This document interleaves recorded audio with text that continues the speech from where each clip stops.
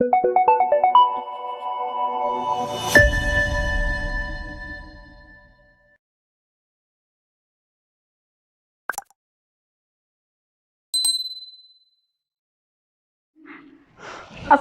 warahmatullahi wabarakatuh. Anak-anak remaja, juga para orang tua pemerhati pendidikan ya, selamat pagi. Kita ketemu di acara Sabda Tuan, saluran obrolan dan canda warga Tuan. Harapannya semoga di era pandemi ini yang cukup berat ya, semoga dalam keadaan sehat selalu, rezekinya juga lancar, dalam keadaan baik, pokoknya harus stabil, makan yang sehat. Bila perlu olahraga juga yang teratur, minum air putih yang banyak, makan makanan yang bergizi. Semoga kita tetap bisa bertahan dan bermanfaat bagi banyak orang. Oke? Hari ini saya dari Miss Isna akan ngobrol sama Mbak Iin ya. Mbak Iin yang kita berarti generasi Y. Iya, milenial. Kita generasi milenial berarti. Kalau yang di bawah kita anak-anak 97 ke bawah, murid-murid ke sini, murid-murid yang merupakan native teknologi, mereka tanpa belajar teknologi akan dengan sendirinya bisa belajar itu masuk generasi Z. Bukan milenial loh ya kalian itu yang anak-anak 97 ke sini, kalau yang 95 ke sana dari tahun 80-an itu masuk ke generasi milenial. Kita-kita ini ya. Kita hari ini akan ngobrol dari anak sini juga, anak Yayasan Tuan Sokolangu sama Mbak Iin. Ya. Mbak Iin sekarang kerja di BMT Fastabik sebagai kepala cabang BMT Tambak Romo F13 ya. Alhamdulillah sudah berapa tahun? Saya di Fastabik total sudah 5 tahun, jalan 6 tahun, tapi untuk kepala cabang 2 tahun ini. Kondisinya baik-baik saja ya, sehat ya Bu? Iya, alhamdulillah. Semoga bisa mengendalikan segala sesuatunya dengan baik. Amin. Karena yang namanya jadi pimpinan itu kan tidak mudah. Pasti perbekalannya dulu menjadi aktivis. Iya. Aktivis dulu mulai dari sekolah, kemudian sampai kuliah dan sampai sekarang. Mungkin itu dulu bisa diceritakan dulu gimana waktu sekolah. Sekolah ya? Iya, waktu sekolah. Iya. Terima kasih. Assalamualaikum Sobat Tuan ya. Waalaikumsalam warahmatullahi wabarakatuh. Ya baik, kalau untuk saya sebetulnya alumni dari MTS-nya, karena Tuan Sokolangu kan punya berbagai macam lembaga ya.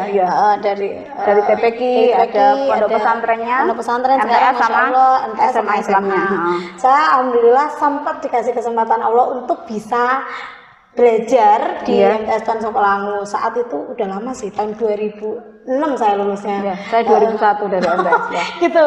Alhamdulillah, jadi alhamdulillah masih ya dikasih kesempatan lah untuk bisa bergabung bersama yayasan. Kalau dulu mungkin zaman dulu apa ya? Ya mungkin yang kira-kira manfaat yang bisa Mbak Iin dapat yang dipakai sampai sekarang. Ya.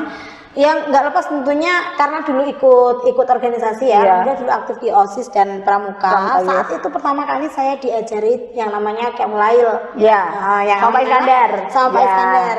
Itu alhamdulillah OSIS saat itu aktif dan ya itu sih harusnya memang seperti itu. Kalau lembaga Islam apalagi basicnya madrasah, memang yang dikuatkan selain keilmuannya ya dari sisi religiusnya, betul.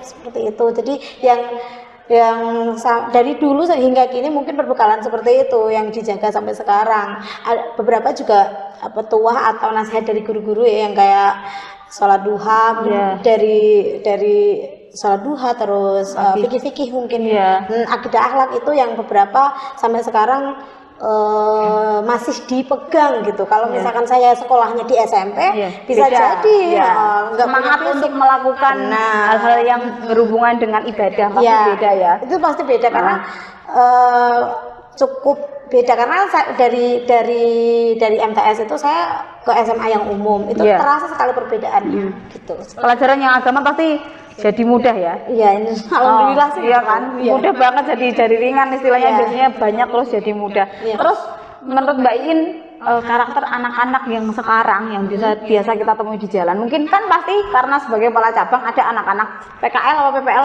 anak PKL yang datang, atau nanti kita misalkan ngantri di pom bensin, ngantri di minimarket, itu kan pasti beda. Saya juga merasakan, coba kalau Mbak In gimana? Oke, Miss Isna ya. Iya. Kalau yang saya amati sebagai outsider, karena saya nggak langsung terjun di dunia pendidikan ya, itu memang terasa perbedaannya. Mungkin juga karena pengaruh dari lingkungan luar yang itu, lingkungan luar kan berpengaruh 70% terhadap kehidupan kita ya. Jadi kayak anak-anak itu, apalagi sekarang pembelajarannya daring, untuk keep in touch sama guru itu sangat berkurang gitu ya. Jadi mungkin juga ini bawaan dari rumah, orang tua mungkin kurang pendidikan ke karakternya, kurang, mereka yang kurang perhatian, atau mungkin bahkan yang broken home. Bisa jadi Broken home itu mungkin bisa ini, anak-anak broken home itu kalau menurut saya sih ya, satu sisi mereka kalau kebenaran, delalah kebenaran itu mereka akan jadi anak yang berkarakter matang. Tapi kalau delalah nanti mereka keluar rumah punya lingkungan yang tidak baik, itu ya luar biasa, ikut arus, bahkan ikut arus. Iya, jadi memang penting sekali kalau menurut saya pribadi pendidikan moral itu atau pendidikan karakter itu diterapkan ke anak-anak sekarang. Karena ya sekarang Indonesia tuh nggak kekurangan ke orang pinter. Di sini pun saya pikir banyak teman-teman yang mungkin anak-anak yang pinter ya secara akademis, tapi mereka itu kurang secara akhlak. Moral, pendidikan karakter. Padahal zaman sekarang itu sangat diperlukan ya. Dan yang mendukung juga yang kurikulum 2013 pendidikan karakter juga. Bahkan sampai ke kampus pun sama. Jadi dulu sampai kalau sedikit cerita tentang pengalaman dulu pas di kampus, kita itu ada training of trainer khusus untuk pendidikan karakter. Jadi memang enggak ada penggemblengan lagi, bahkan kita itu jadi trainer untuk dosen-dosen. Nah, luar itu biasa itu ya. Iya, jadi memang kita teman-teman yang saat itu aktivis lah bahasanya. Mbak In alumni mana ya? Oh, saya alumni. Alumni mana ya? Untuk ini, untuk menyemangati teman-teman yang sekarang menjadi mahasiswa biar jadi aktivis, seperti Mbak In yang nanti mentalnya biar kuat, atau calon mahasiswa baru nanti yang akan datang.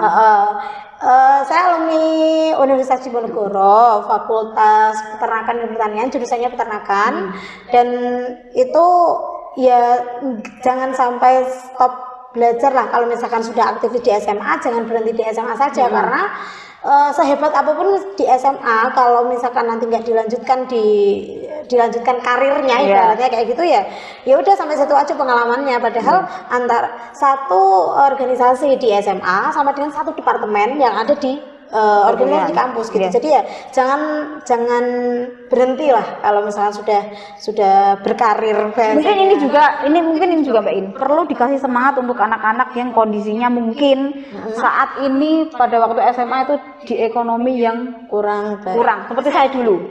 Yang harus orang tua nekat, saya juga nekat, yang puasa Senin Kamis itu seperti wajib yang padahal itu sunnah. Jadi demi bisa mencapai sesuatu itu memang harus ada yang dikorbankan, harus tirakat puasanya, tirakat belajarnya juga, teman-teman tidur kita harus melek sendiri untuk belajar gitu kan. Mungkin bisa dikasih semangat untuk itu. Itu buat teman-teman yang pengen melanjutkan ke pendidikan tinggi, itu jangan patah semangat kalau teman-teman itu nggak punya finansial yang mumpuni. Karena kalau kita mau untuk bergerak mencari informasi, banyak sekali beasiswa itu banyak lah, entah dari swasta atau dari pemerintah yang bisa mendukung aktivitas kita ketika di kuliah. Dan memang kita harus berani prihatin. Jangan cuma mengandalkan misalkan dari orang tua atau beasiswa saja. Tapi kita bisa mencari dari yang, makanya tadi ya seperti yang bilang itu jangan stop di organisasi di OSIS SMA saja, di sekolah saja, tapi dilanjutkan, karena pasti banyak sekali pengalaman. Misalkan kita aktif biasanya ada komunitas ya, untuk beasiswa itu biasanya ada komunitas, nanti situ dapat pelajaran banyak. Terus nanti kita organisasi intra di kampus, itu juga banyak pengalamannya. Kalau misalkan ditambah lagi ikut organisasi ekstra kampus, itu lebih banyak lagi pengalamannya. Lebih matang lagi. Dan kita bisa memilih, nggak harus aktif di semuanya, karena aktif di semuanya itu berat, kuliahnya sih udah berat. Membagi waktu manajemen waktu emang tidak paling nggak mengenali semuanya, dan dari situ kita bisa mengambil ternyata saya cocoknya di sini, saya cocoknya di sini. Seperti ini ya pencarian jati diri. Iya, Sekarang jati diri ya. Jati diri Semarang bener jati diri. Iya. Anak-anak dulu kan sempat ini ya, beberapa kali mengakomodir lulusan dari SMA Tuan yang waktu mau tes kuliah itu. Kan beberapa tahun tuh pasti karakternya beda-beda. Itu gimana menurut perbedaannya misalkan antara tahun yang sebelumnya ke tahun yang ini? Mungkin perbedaan saya lihat dari ini ya, mungkin teman-teman yang berasal dari daerah sama yang dari kota besar. Kalau teman-teman dari kota besar mungkin mereka udah menang PD, udah biasa menghadapi orang, udah ya kalau misalnya wawasan untuk ke kampusnya itu lebih well prepare. Cuman mungkin kalau teman-teman dari daerah itu biasanya memang masih malu-malu, masih belum yang siap lah, belum luwes gitu kalau misalnya biasanya ngomong sama orang itu jangan merasa seperti itu jangan minder gitu karena pada ikatnya sama aja kok, orang dari daerah maupun dari kota itu sama aja. Yang penting semangatnya, terus attitude-nya itu yang perlu dijaga. Attitude itu yang penting banget ketika kita ditempatkan di mana saja. Attitude kalau kita pegang, yang kita pegang itu baik ya kita bisa menempatkan diri lah intinya di mana saja kayak gitu. Tadi yang kembali ini loh Mbak, saya tadi kan lupa menanyakan karakter anak-anak yang sekarang tadi loh, gimana? Kalau sekarang mungkin karena pengaruh sosial media itu yang begitu tinggi, jadi memang nggak terelakkan sama sekali bahwa perilaku yang sekarang ada itu nggak lepas dari pengaruh sosial media yang ada. Kayak misalkan nih, saya nggak menyindir siapapun, cuma memang kadang-kadang ada orang yang suka sekali show off. Segala sesuatu yang ada di hidupnya itu dikeluarkan di sosial media tanpa settingan, tanpa filter sama sekali. Itu pun akhirnya memunculkan kadang-kadang ya, kok orang itu kayak gitu, saya juga pengen kayak gitu. Padahal kita nggak harus kok jadi seperti itu. Misalkan orang yang di sosial media itu punya segalanya, kita juga nggak harus kok punya segalanya untuk bisa bersosialisasi. Kan yang penting kayak gitu ya, maksudnya kita bisa bersosialisasi dengan orang lain. Dan mungkin kalau untuk sekarang cenderung seperti itu. Jadi memang kurangnya filter dari sosial media itu ngaruh juga ke karakternya dan ya gitu. Jadi secara akhlak mungkin secara karakter itu tadi agak berkurang gitu ya. Jadi maksudnya kurang bisa memilih ketika kita komunikasi sama orang yang lebih tua, komunikasi dengan teman seangkatan, sama adik, sama guru, sama orang teman-teman kayak gitu kan harus punya etika. Etikanya berbeda-beda ya. Yang seumuran sama yang lebih muda, sama yang lebih tua, apalagi sama gurunya, orang tuanya. Saya tuh kadang miris dengan orang-orang yang ini loh, anak-anak zaman sekarang di sekolah yang misalkan bilang sama gurunya apa temannya tapi lebih tua itu bilangnya kowe. Itu miris sekali sih. Itu terlihat bahwa etikanya kok begitu banget ya. Kemudian misalkan kita di pom bensin tadi, sering ada anak-anak yang saya pernah lihat itu waktu anak puasa, pas siang-siang lagi panas-panasnya, ada anak SMA, kita lagi ngantri Puanjang di pom bensin Gajah Mati itu Puanjang, ada anak SMA, ujuk-ujuk, dia tuh ke depan seret, kena masalah, ada bapak terus marah-marah. Itu kan etika yang sebenarnya minim sekali di Indonesia secara keseluruhan. Budaya antri di sini harusnya sih ditanamkan sejak dini, yang mereka harus tahu bahwa nggak semua hal tuh harus dicapai dengan cepat. Ada yang cepat, itu kan kembali ke ilmu tua ya. Ada yang cepat, ada yang lambat pembelajar. Anak-anak kan juga ada yang slow learner, ada yang IQ-nya tinggi, jadi harus disadari dari situ. Emang lebih penting itu pendidikan karakter dulu, adab dulu, baru ilmu. Begitu. Saran sekarang sebelum closing, saran dari Mbak Iin untuk generasi zaman sekarang atau secara khusus untuk warga masyarakat Tuan Sokolang sekarang? Apa ya? Saya mungkin tidak lebih berpengalaman. Cuman kan Mbak Iin pernah jadi FYI ya. Mbak Iin itu pernah jadi humas di sekolah alam, walaupun sekolah dasar, tapi kan sering itu ikut training. Sih, nggak cuma sekolah dasar. Gitu. Nah, jadi yayasan berarti dari PAUD sampai SMP itu ada. Kan lumayan ini ya, sering keluar untuk mendapat ilmu dari seminar atau apapun, apalagi di kota. Nah, gimana caranya? saran mungkin buat ini buat apa dulu nih? Buat maksudnya secara buat umum ini aja. dulu, buat ini dulu lingkup khususnya untuk Yayasan Tuan Sekolahmu. Mungkin kalau misalkan untuk pengalaman di kependidikan saya tidak lebih berpengalaman daripada tenaga pendidik yang ada di sini. Cuma mungkin dari saya pribadi karena sempat di sekolah alam, jadi di sekolah alam yang luar biasa saya dapatkan di sana adalah tidak melulu mengejar tentang akademis. Jadi setiap orang itu pintar, setiap orang itu punya istimewa, unik. Jadi memang di mana potensinya itu yang dikembangkan. Setiap anak pasti punya sesuatu yang menonjol, entah dari sisi akademik maupun non akademik. Jadi yang saya amazing sama sistem yang ada di sana adalah di sekolah alam itu yang pertama kali basic yang diajarkan adalah tentang akhlak, tentang agama ya. Maksudnya tentang agama itu nomor satu lah. Nah, agama itu. Jadi bagaimana bersikap terhadap guru, bagaimana bersikap terhadap orang tua, bagaimana bersikap terhadap bahkan tukang kebun. Itu memang mereka itu santun sekali. Berbeda dengan anak-anak yang di sekolah istilahnya konvensional. Iya, benar. Karena mungkin memang visi untuk mengajar dari pendidik itu berbeda. Makanya sedari awal kita jangan sampai untuk ngejudge anak-anak yang mungkin ada di depan kita itu apa nggak pintar kayak kita, karena semua orang itu punya potensi dan sukses di bidangnya masing-masing. Benar. Kalau misalkan memang kalau kita lihat beberapa SMA Abu Nafid, mereka untuk lulusan Olimpiade enggak. Itu udah seperti itu. Sudah bukan hal yang luar biasa kalau itu udah enggak maksudnya kita tergantung kita. Anak-anak itu punya potensi apa, sekolah juga pasti sudah memahami anak-anak itu punya potensi apa dan dikembangkan dari situ. Nggak harus intinya sekolah punya jati diri sih, nggak harus yang sekolah ini punya bakat di misalkan basket ternyata gitu juga enggak. Yang penting punya potensi misalkan di olahragaan atau di apalah. Kalau di sini kira-kira berarti hal-hal yang berhubungan dengan agama berarti ya harusnya itu yang diperkuat.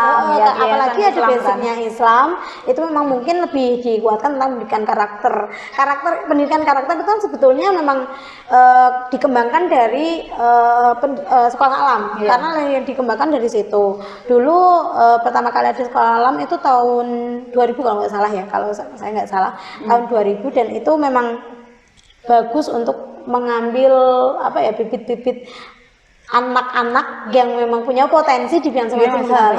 Karena tadi saya sedikit cerita tentang anak-anak yang ada di sana, mereka nggak terlalu pintar soal akademik memang. Ada yang pintar juga, pintar banget, tapi memang ada yang mereka itu nggak terlalu pintar di akademis, tapi acting bagus, dia menari bagus, mereka nyanyi juga bagus, juga ada kewirausahaan juga. Jadi memang gitu sih, harusnya memang siap dengan itu, karena tadi anak-anak itu punya potensi yang berbeda. Terus dari teman-teman di sini balik lagi ke pendidikan karakter, mungkin yang dimatangkan adalah karakter anaknya. Sepinter apapun akademis, sebagus apapun nilainya, kalau dia nggak bisa memposisikan diri ketika dia di luar nanti, ya itu nonsens sih menurut saya. Karena akhirnya dia terkena seleksi alam. Iya, bahkan nanti dia lulusan di universitas terbaik apapun, dia berkarakter itu kalau dia nggak bakalan diterima dimanapun, sekalipun dia misalkan intinya itulah orang yang bijak itu bisa memposisikan diri dimanapun dia berada. Sebenarnya di sini tuh udah ini Mbak In, kemarin sudah ada pengembangan skill sebenarnya. Ada yang belajar masak, kemudian rencananya juga nanti ada belajar nyetir jahit di sini kemarin sempat berapa tahun, sudah bertahun-tahun sih kalau jahit itu. Kemudian yang setir itu yang sekarang belum terlaksana. Jadi untuk yang mau sekolah di sini jangan ragu-ragu, nanti insya Allah kita kembangkan juga bakat anak-anak selain di akademik juga di non akademik, olahraganya, silat juga belajar baca tulis Al-Quran, terutama nanti keilmuan Al-Qur'annya juga diperdalam, itu sebagai pedoman hidup ya untuk hidup di masa depan. Kemudian ini lagi saya mau nanya Mbak In tentang bullying. Itu kan yang rentan sekali terjadi di Indonesia, terutama masalah fisik. Bahkan saya pernah dengar itu kemarin saya ikut istilahnya cuman penataran singkat aja sih, dari sosialisasi singkat dari pengawas. Itu bapaknya bilang gini, bahwa di Indonesia itu guru minim ujian. Oh. Nah, ternyata minim ujian dan syarat akan bullying. Oh. Bahkan dari guru, apalagi dari teman-temannya. Kalau guru aja udah kayak gitu, teman-temannya itu akan dengan ringan membuli temannya sekelas kan. Itu saya juga korban bullying dulu sih. Cuman alhamdulillah ya teman-teman saya itu punya kepercayaan diri yang luar biasa. Kalau saya syukuri itu karena saya berasal dari keluarga yang biasa, cuman bapak itu selalu mendukung saya untuk menjadi orang yang percaya diri. Saya itu nggak akan minder sama orang kaya, yang lebih kaya, yang lebih cantik, yang lebih pinter, itu nggak begitu. Cuman yang agamis, santun, apalagi banyak orang kaya ternyata yang masih santun, sangat menghargai orang-orang seperti saya, itu luar biasa. Bullying Mbak Iin gimana? Bullying itu sebenarnya nggak cuma ada di Indonesia, tapi di negara-negara khususnya negara timur itu tuh banyak sih, banyak yang memang ada kasus seperti itu. Cuma yang perlu ditanamkan ke diri sendiri adalah budaya Jawa yang harusnya dulu Jawani ya. Jawani itu memang yang harus dipegang, karena kita itu jangan tok lah piye yo, gampang. Jangan terlalu gampang untuk ngejudge, maksudnya terlalu gampang. Lebih baik ini ya, lebih baik kita mengutarakan kebaikannya daripada misalkan kayak gini ya Mbak ini ya, misal ketemu sama teman lama, kadang-kadang yang dibenci saat orang pada reuni ngomongnya adalah pada pamer kekayaan, pada pamer sekarang lebih glowing misal ya.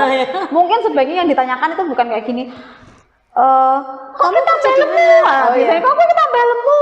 Kok saiki kok ngono kayak orang rumah, mungkin nggak seperti itu, tapi mungkin kita lebih menanyakan atau merespon hal-hal yang baik yang ada di teman kita itu. Bener. Gitu ya. Kadang-kadang gini, kita menganggap hal-hal yang kita utarakan itu hanya sekedar bercandaan, tapi kita nggak tahu orang yang kita bercandain itu kan itu tuh ngaruh ke psikologis ya. Betul. Itu ngaruh banget ke psikologis. Makanya kalau misalnya kita ketemu teman lama, tanyakan kabar aja, nggak usah mandang kok aku saiki kurus misalkan. Orang yang seperti itu nggak pengen juga kok di kondisi yang kurus. Kok saiki lemu? Kayak gitu-gitu tuh itu udah nggak, itu tuh udah nggak zamannya.